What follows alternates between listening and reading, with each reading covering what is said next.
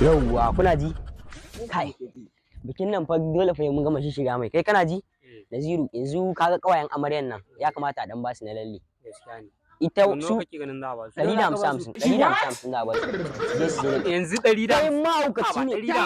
Kai ka san harkar kuɗin nan sai ana yi a hankali. Kai ka san nawa ne kashe ka dinga tausaya mun.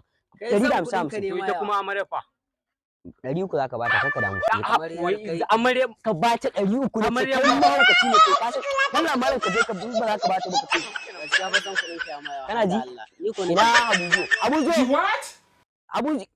Dalla zo mana kai kuma. Kana ji?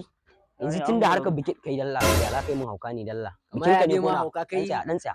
to na tsaya Ka je ka dauko wannan tasan nan lamba biyun nan gobe da ita za a yi. lamba biyu. Ka dalla ka je ka dauko lamba biyu. Kai.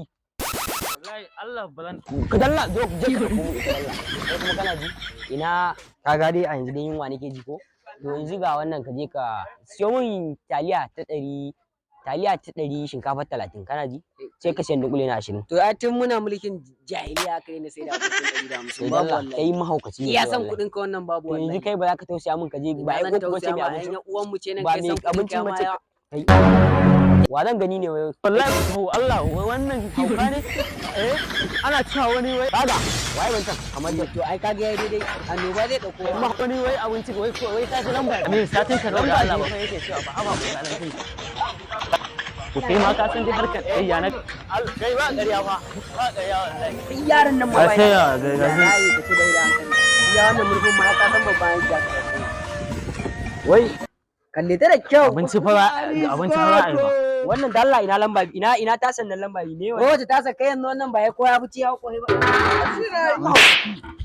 Kwata kwano a